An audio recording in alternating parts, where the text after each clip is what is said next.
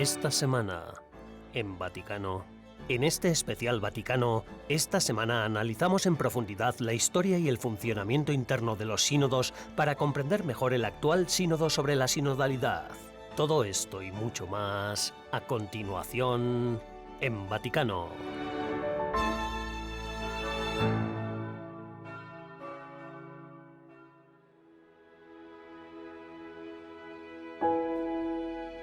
Unos andamios invaden el altar mayor de la Basílica de San Pedro.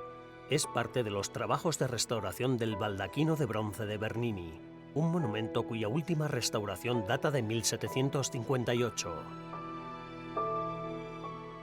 La obra será inaugurada el 27 de octubre.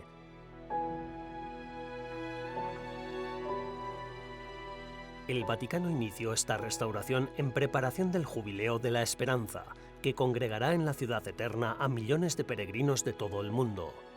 La restauración, además de devolver el brillo al baldaquino, pretende cautivar a todo aquel que lo contemple.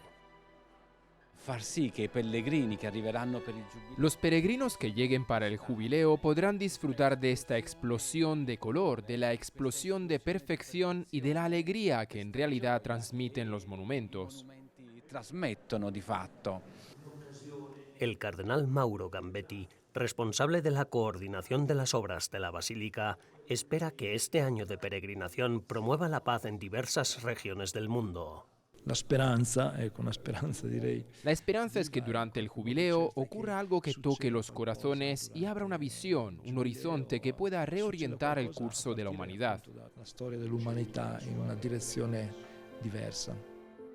La estructura pesa más de 60 toneladas y tiene una altura de un edificio de casi 30 metros. La restauración fue posible gracias a los Caballeros de Colón, que aportaron más de $750.000 al proyecto. Uno de los restauradores explicó que el principal cambio es la adquisición de luz, un proceso de limpieza que redescubrió el pan de oro que recubre la estructura de bronce del baldaquino. El polvo, los productos de limpieza que se habían utilizado y la humedad habían creado una capa sobre el oro que opacaba su brillo.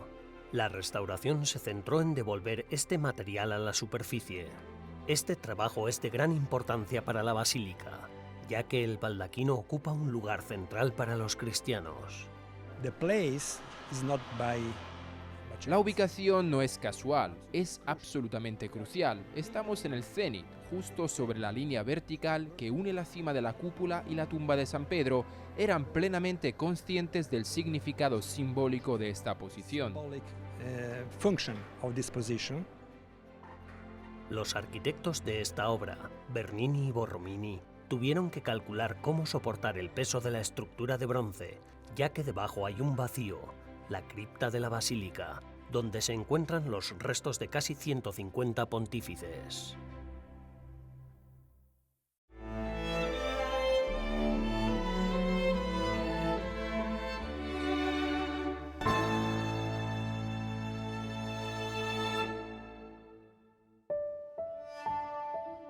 Welcome to all of you for joining us today. Matthew Lee, embajador de Taiwán ante la Santa Sede, citando al Papa Francisco, subrayó la necesidad de acciones decisivas y concretas que garanticen la paz. También instó a China a poner fin a la presión política y militar sobre Taiwán y abogó por el diálogo para garantizar la estabilidad en la región.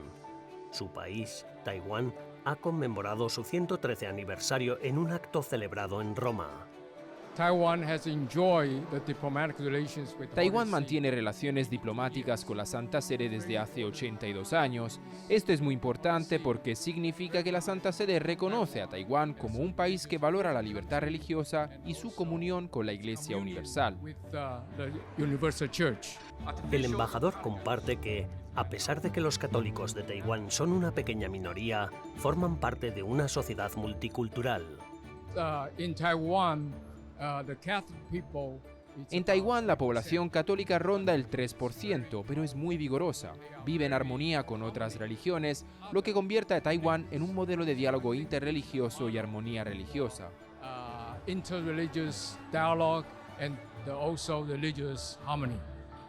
La Santa Sede mantiene lazos diplomáticos oficiales con Taiwán. cosa que no hace, por ejemplo, con la República Popular China. El obispo de Taiwán, Norbert Pu, subrayó que el reconocimiento del Vaticano es significativo para los católicos taiwaneses. Esto es algo muy importante. Esperamos poder mantener siempre esta relación formal y buena con el Vaticano porque para Taiwán es muy crucial. Deseamos que el mundo lo vea, que vea que Taiwán es un país democrático y libre, respetado por otras naciones.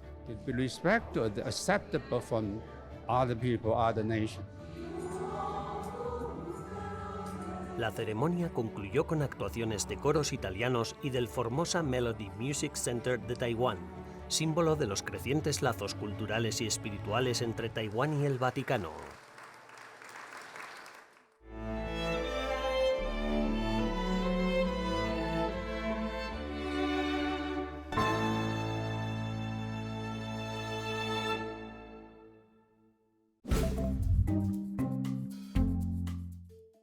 Hola y bienvenidos al Vaticano Updates de esta semana, las noticias más importantes del Santo Padre y del Vaticano. Grupos de oración han lanzado oremusprodsínodo.org, una plataforma en línea en la que los católicos pueden adoptar a un miembro del sínodo por el que rezar en octubre. Al enviar su dirección de correo electrónico, los participantes reciben el nombre de uno de los 368 miembros con derecho a voto del sínodo de 2024. El cardenal Matteo Zuppi regresó a Moscú para reunirse con las autoridades rusas, como parte de la misión de paz del Papa Francisco. El Vaticano dice que su viaje tiene como objetivo evaluar nuevos esfuerzos para promover la reagrupación familiar de los niños ucranianos secuestrados y el intercambio de prisioneros, con el fin de lograr la tan esperada paz. Su visita tiene lugar apenas unos días después de que el Papa Francisco se reuniera en privado con el presidente ucraniano Vladimir Zelensky en el Palacio Apostólico. En una carta, el Papa Francisco se dirigió a los 21 nuevos cardenales que serán creados a finales de este año. Los exhortó a ser más servidores que eminencias. Les dio la bienvenida al clero romano, calificándolo de la expresión de la unidad de la Iglesia y del vínculo que une a todas las iglesias con la Iglesia de Roma. Cuando el Papa Francisco anunció que crearía 21 nuevos cardenales, entre ellos 8 obispos y 3 sacerdotes, también nombró a Monseñor Baldassar Reina como nuevo vicario general de la diócesis de Roma. Reina, un sacerdote de Sicilia, trabajaba hasta ahora en el dicasterio para el clero del Vaticano. En su audiencia general, el Papa Francisco invitó a los católicos a respetar las prohibiciones del Espíritu Santo para mantener la unidad y la universalidad de la Iglesia. Subrayó que la unidad no es algo que se pueda lograr en el tablero de dibujo, llega solo a través de la voluntad y la acción del Espíritu Santo. El Santo Padre animó a los creyentes a convertirse en instrumentos de unidad y de paz, movidos por el Espíritu Santo en lugar de dejarse llevar por sus propias opiniones. Gracias por ver una vez más Vaticano Updates. Paola Riaza para EWTN Vaticano.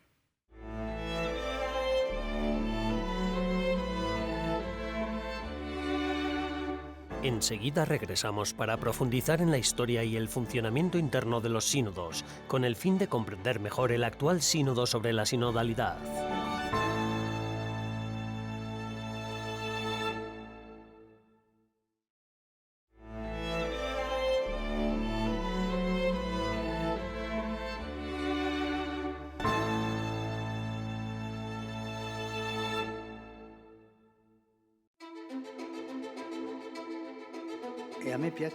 Me gusta decir que el sínodo no es un parlamento, es algo más. Non si tratta di un alto. No se trata de un acto de cortesía, es por el contrario un acto de compromiso. No somos un parlamento, no somos las Naciones Unidas, no, nosotros somos otra cosa. No es que el sínodo tenga una agenda que queremos imponer.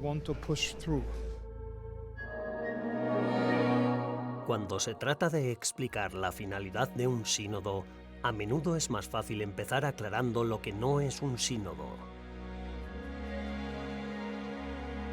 Los sínodos de obispos, institución surgida tras el Concilio Vaticano II, son asambleas en las que los obispos se reúnen para debatir asuntos de importancia teológica o pastoral. La palabra sínodo viene de dos palabras griegas que significan reunirse o caminar juntos.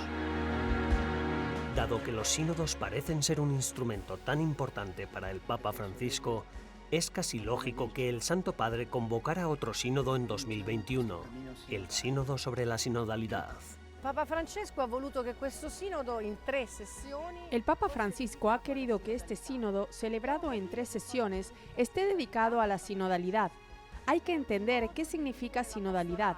Para el Papa Francisco es un modo de vivir la pastoral, un modo de vivir la vida cotidiana de la Iglesia. Sin embargo, también se puede imaginar que la sinodalidad podría ser una forma de estructurar la Iglesia, una Iglesia sinodal. El cardenal Jean-Claude Hollerich es el redactor general del sínodo. Su trabajo consiste en presentar un esquema completo del tema del sínodo al comienzo de la reunión y resumir los discursos de los miembros del sínodo. It is not so that the synod has an agenda. No es que el sínodo tenga una agenda que queramos imponer, pero escuchamos al pueblo de Dios, escuchamos al Santo Padre. Es una misión que tenemos dentro de la Iglesia, es servir a la Iglesia. Y todos conocemos la polarización existente. Nosotros no queremos que se polarice. Por eso es importante que la sinodalidad no sea solo para la Iglesia progresista, sino para toda la Iglesia. La sinodalidad da vida a la Iglesia y todos sabemos que nuestra labor es anunciar a Cristo al mundo. It centers the church again on mission. And we all know that we need to proclaim Christ to the world. En comparación con sínodos anteriores, en el actual han cambiado muchas cosas, tal y como constata la periodista Angela Ambrogetti. È cambiato anche lo stile di lavoro. El estilo de interno. trabajo dentro del sínodo también ha cambiado. Es así porque 1/3 de los participantes no son obispos, sino que son laicos o sacerdotes. De manera que ya no es solo un sínodo de obispos, también la forma de trabajar ha cambiado mucho. E quindi è cambiato anche molto il modo di lavorare. È più Ahora es más una experiencia, un testimonio. Se trata de rezar juntos, de compartir experiencias. condividere esperienze. Tanto el cardenal Mario Grech, secretario general del Sínodo de los Obispos, como el cardenal Hollerich son conscientes de los peligros. We can Podemos caer en la tentación de ser políticos en la Iglesia y eso es absolutamente erróneo. Somos servidores del Señor, somos servidores de la palabra de Dios. we are servants of the word of God. I hope I have no temptation of power. Espero no tener ninguna tentación de poder porque eso sería completamente antisinodal. Quiero ser un buen servidor de la Iglesia, del Papa y de la sinodalidad. Los iniciadores describen la sinodalidad como un estilo que, en un futuro, debería impregnar con más fuerza a toda la Iglesia. E se è uno stile pastorale è anche bene che ogni Si se trata de un estilo pastoral, también es bueno que cada iglesia local elija su propio camino, su propia manera de ser sinodal. Para el Papa Francisco es interesante e importante que estos diferentes enfoques se encuentren, tal vez para buscar un camino común o simplemente para compartir experiencias. El riesgo es que acabemos discutiendo cuestiones bastante genéricas y no lleguemos a entrar en los temas que hoy son más sacramentales que pastorales. La gente tiene hoy una gran necesidad de certeza sobre los sacramentos y la doctrina. di certezze sui sacramenti e sulla dottrina. Al final, el Papa Francisco decidirá cómo trata la Iglesia los frutos de este sínodo. El Santo Padre ya dejó muy claro quién debe estar siempre en el centro de atención. E con questo spirito incominciamo a lavorare oggi. Con ese espíritu comenzamos a trabajar hoy. Me gusta decir que el sínodo no es un parlamento, es algo más. El sínodo no es una reunión entre amigos para resolver algunos problemas actuales o para dar opiniones, es algo más. No olvidemos, hermanos y hermanas, que el protagonista del sínodo no somos nosotros, es el Espíritu Santo. Si el Espíritu está en medio de nosotros para guiarnos, será un buen sínodo. È lo Spirito Santo. E se in mezzo a noi c'è lo Spirito che ci guidi, sarà un bel sinodo.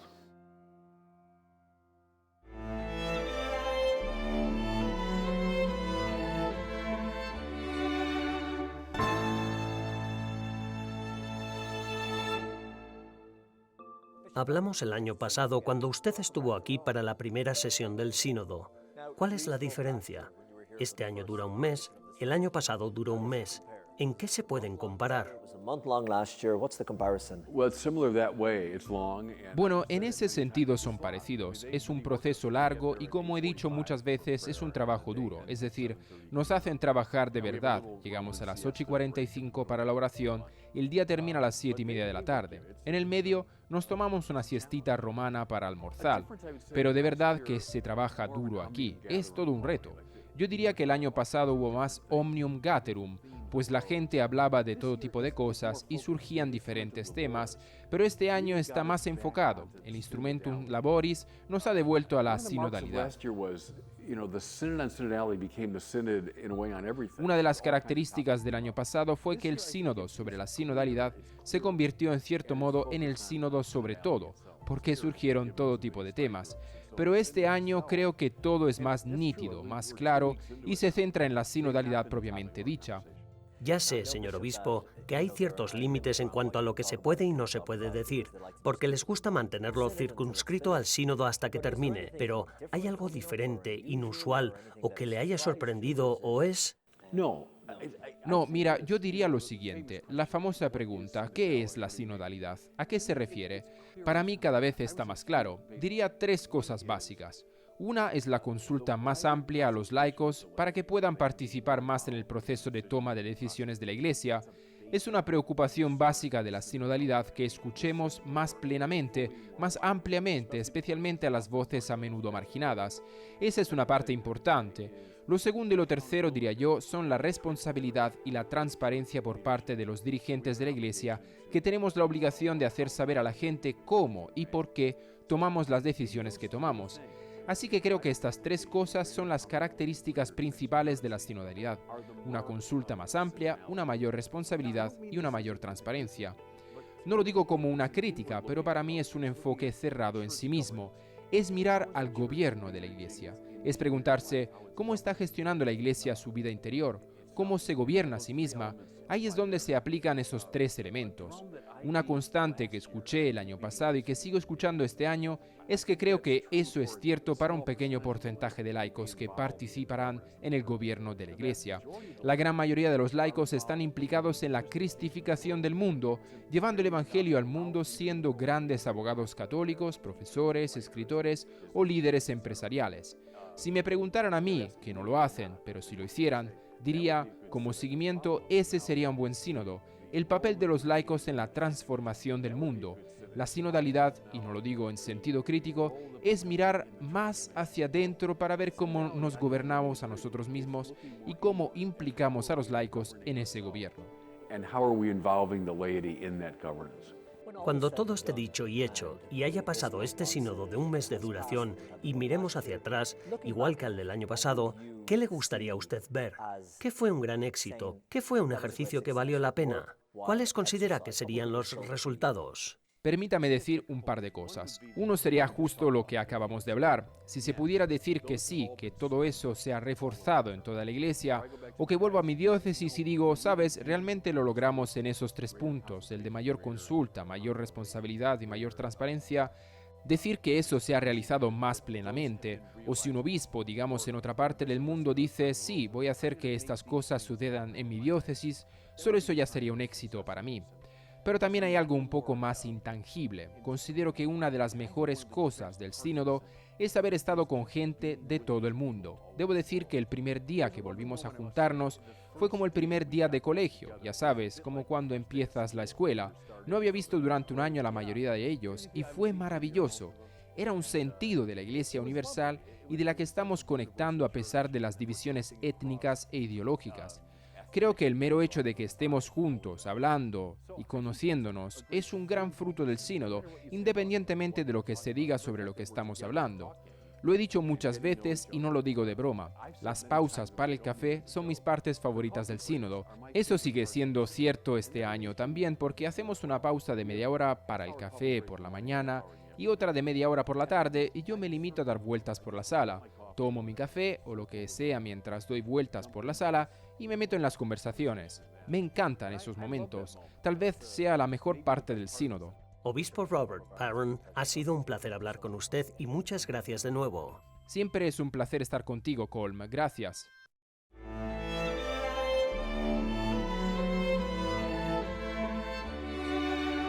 Tras una breve pausa, volveremos con una visita al santuario de Alberna, lugar en el que San Francisco recibió los estigmas.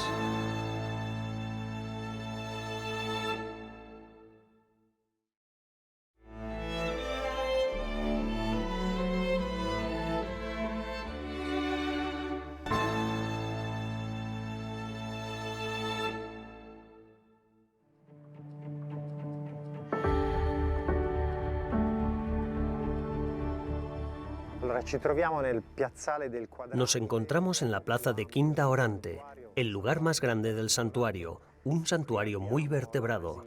Y aquí tenemos la basílica, la iglesia más grande que se construyó aquí en el siglo XIV. Conviene recordar que en la época de San Francisco aquí no había ningún edificio. Era un lugar completamente natural. Francisco frecuentaba este lugar precisamente por la belleza del panorama, pero también por las grietas que hay en el interior de la montaña. Son unas grietas particulares, atormentan a la montaña. La tradición local dice que se crearon cuando Jesucristo murió en la montaña. Si fossero create quando Jesucristo era morto in croce. La Biblia nos cuenta el Evangelio que relata cuando Cristo muere en la cruz y cómo la naturaleza participa de su muerte, pues el cielo se oscurece y la tierra es sacudida por violentos terremotos. En aquella época se pensaba que esa tradición se aplicaba a esta montaña. Francisco lo sabía y por eso frecuentaba esta montaña, meditando sobre el misterio de la cruz. Se recogía en estas grietas.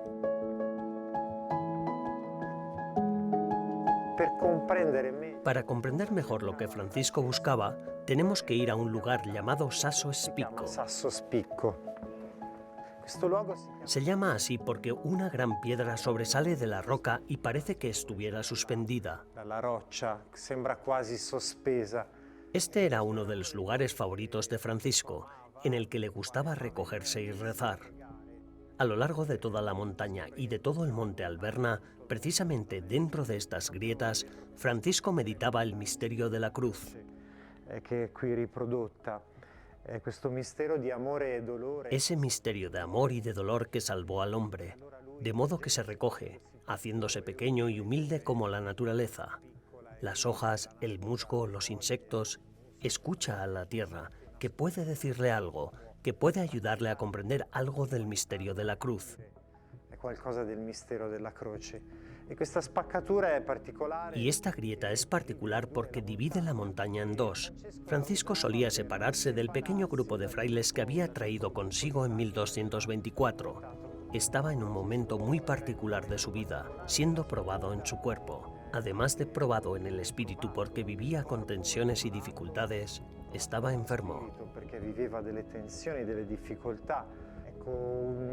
Un día, al no oír más a Francisco, ni verlo ni escuchar su voz, ni siquiera cuando el fraile hermano León lo llamaba, cruzaron esta fisura y lo encontraron inconsciente.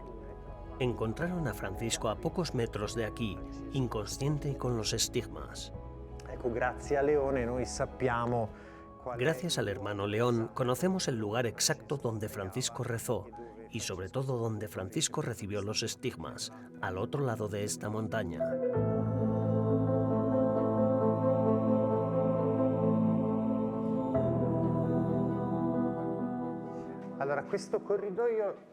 Este corredor se llama el Corredor de los Estigmas, porque conecta el convento y la basílica de la Capilla de los Estigmas, que es el lugar más importante del santuario.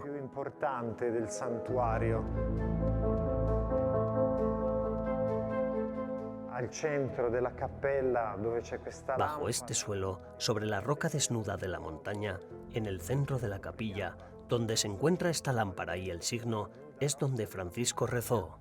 Y aquí la tradición nos da el lugar donde Francisco recibió los estigmas según lo vio el hermano León. Todos los días los frailes vienen aquí a las 3, rezan, conmemoran la cruz.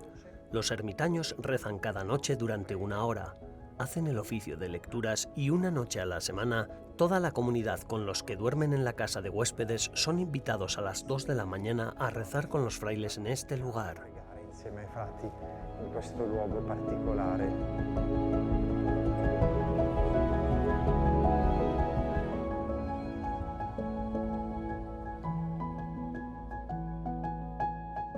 allora questo precipizio ci vuole essere per il... En este precipicio para el peregrino hay una señal para indicarle al peregrino que viene aquí, que a veces el silencio manifiesta la presencia de Dios. Sta la presenza di Dio. Francisco, después de los estigmas, escribió el Cántico de las Criaturas, por lo que transforma esta experiencia en alabanza a Dios, además de en una manera diferente de mirar la creación y al hombre.